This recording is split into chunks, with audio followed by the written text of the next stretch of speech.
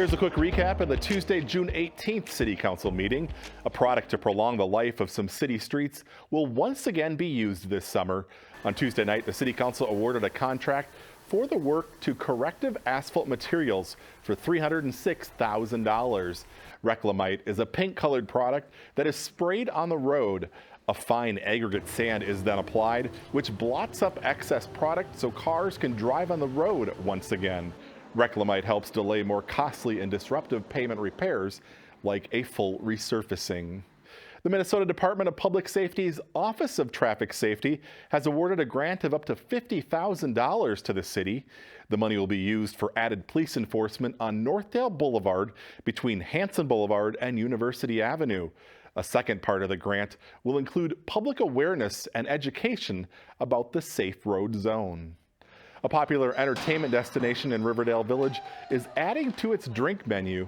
On Tuesday night, the City Council approved a full on-sale liquor license, Sunday liquor license, and tavern license for Stumpy's Hatchet House.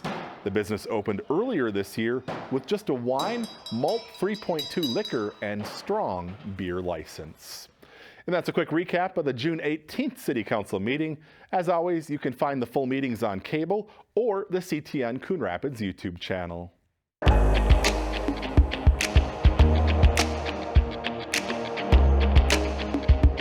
Want to make your neighborhood a safer place to live in? Why not host a neighborhood party for this year's Night to Unite? It's an annual tradition which helps neighbors get to know one another and build community.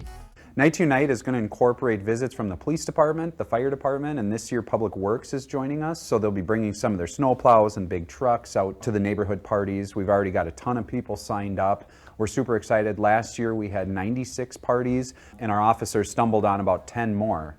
Already over 24 parties have registered for Night to Unite. And if you want to guarantee a swag bag, you need to register your party by the Friday, July 19th deadline. Police, fire, and Public Works make every attempt to visit as many registered parties as they can. For more information, log on to coonrapidsmn.gov/night-to-unite.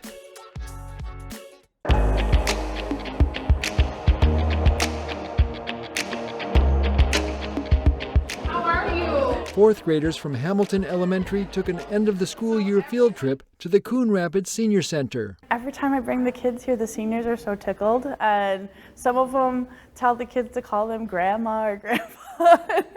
The kids saw faces they'd never seen before, and so each student found their name on a place card on the table, and instantly they made a connection. Nice to see you! This was the first meeting between pen pals. Kids don't write letters, right? That's kind of getting to be a lost art. So just the art of writing to somebody and making those connections. It began back in January, when the students got the name of their pen pal and the letter writing assignment from Miss Newland. Okay, what other thing could you possibly be curious about with your pen pals? Let's make a list.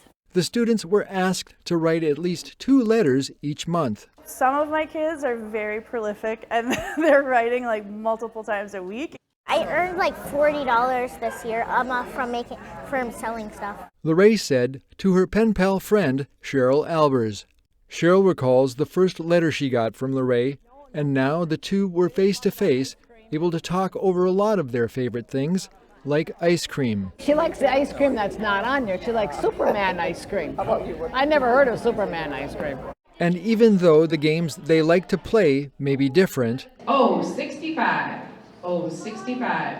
Some of the people who are writing have been writing ever since we started, and so it's kind of fun to see those familiar faces every year. turns out letter writing was a great way to make connections between the generations. After all, despite differences in age, deep down we have a lot in common. 1, 2, 3,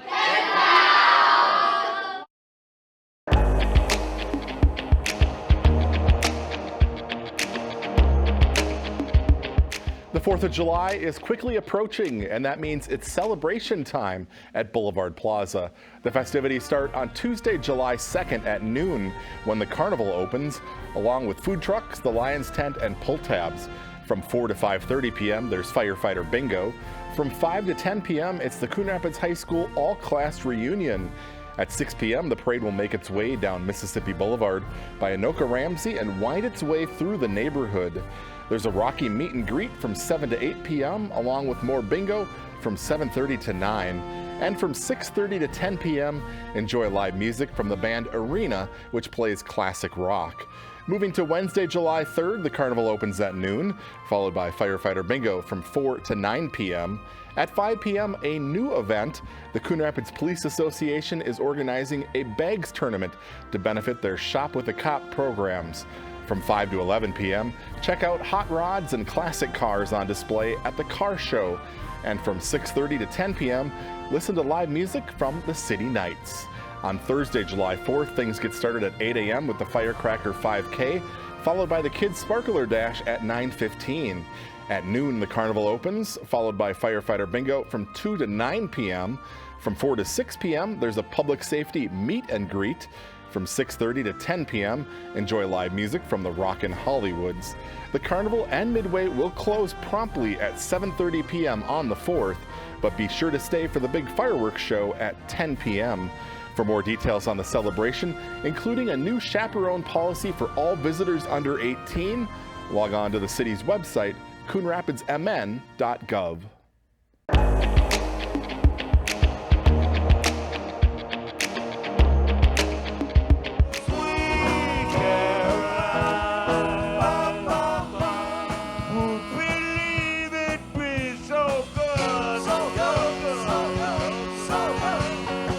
The Castaways kicked off the annual summer concert series at the Coon Rapids Dam on Thursday night. The group features 4 musicians who play everything from Bruce Springsteen to the Beatles. If you missed the concert, you can catch it on the CTN Community Channel on cable. 8 concerts remain this summer. On June 13th, it's the R&B sounds of The Power of 10. June 20th, the Naked Cowboys take the stage with country music. June 27th, it's the variety sounds of the Backyard Band.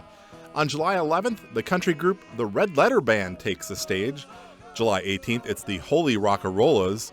On July 25th, Pirates, Guitars, and Beachfront Bars will play island rock and variety music. August 1st, it's the variety sounds of Jonah and the Whales. And the concert series concludes on August 8th with the Revolution 5, a Beatles tribute band. All concerts start at 7 p.m. Admission and parking are free.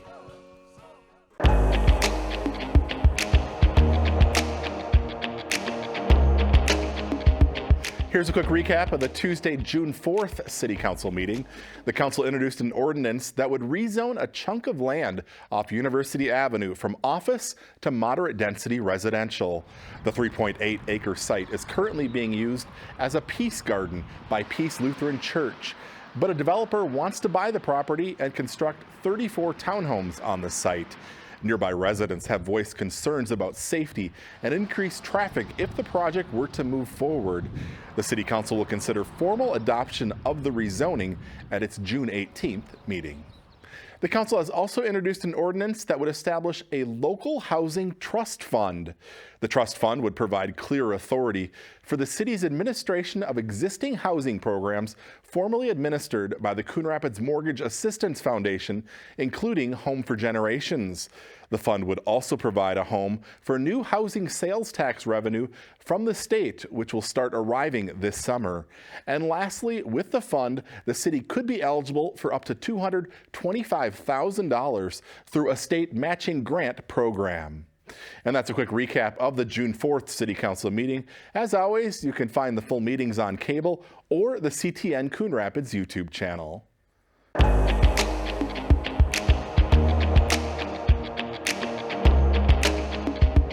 Filings for public office closed this week. 4 city council seats are on the ballot this fall, and while there won't be a primary in any of the races, there will be 2 new faces on the council next year. Incumbent Pat Carlson is seeking another term on the city council. He will be running unopposed for the seat. In Ward 1, incumbent Brad Griskowiak is also seeking another term on the council. He is also running unopposed for the seat. In Ward 2, incumbent Carrie Rayrauer is not seeking re-election. Peter Butler and Don Willardson have both filed to represent the residents of Ward 2. And in Ward 4, incumbent Jenny Geisler is not seeking another term on the council. Christopher Geisler and Blake Miskowick will face off for that seat. The general election is Tuesday, November 5th.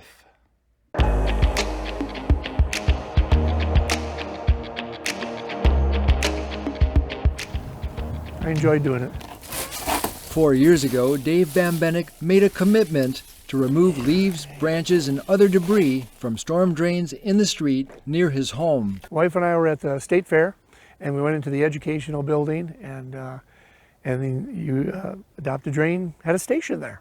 Drain adopters, like Bambenek, will throw the trash they collect into the general waste stream. What he learned about stormwater runoff and its effect on water quality in lakes like Crooked Lake and the Mississippi River made him sign up for the Adopt a Drain program. It's very important to our state for clean water. And so I just thought, you know, I could do my part. The Adopt a Drain program is a great way for citizens, residents, anyone to sign up and be able to help water pollution, stormwater pollution in particular, which is the #1 water pollution in the whole country. In and around the city of Coon Rapids, there are over 6,700 catch basins and storm drains. Managing the pollution from stormwater and other forms of runoff is a constant challenge. There's so many storm drains, we can't keep up with keeping them cleaned out as often as they're needing to be. Hamline University developed the Adopt a Drain website and database. It's where you can enter your address and find a storm drain close to home to adopt. The map will show you what drains are there and whether they're adopted or not. When you adopt a drain, you'll even get to name it. Only about 500 storm drains in the city have already been adopted. Lots of drains are waiting to be adopted. Spend about 15 minutes once or twice a month to go out and pick up the debris in that storm drain. As for Dave Bambenek, he named his adopted drain Flow. And it does flow. I tell people, hey, you know, clean up the city and clean up our neighborhood. That's what it's about.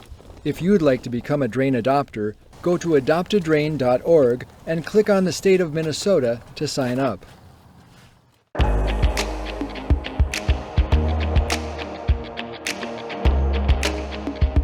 June is here, and that means the kickoff of several annual summer activities for both kids and adults. The free summer concert series at the Coon Rapids Dam gets things started on Thursday, June 6th. There's a total of 9 concerts on Thursday nights at 7 p.m. this summer. So, right turn, left turn, stop. On Saturday, June 8th, the Coon Rapids Bike Rodeo is back. This one-day safety event runs from 10 a.m. to noon at Lyons Coon Creek Park. Kids get fitted to their bikes and make their way through several safety stations and an obstacle course. Another fun one for kids, the Wreck on the Spot program starts on Monday, June 10th.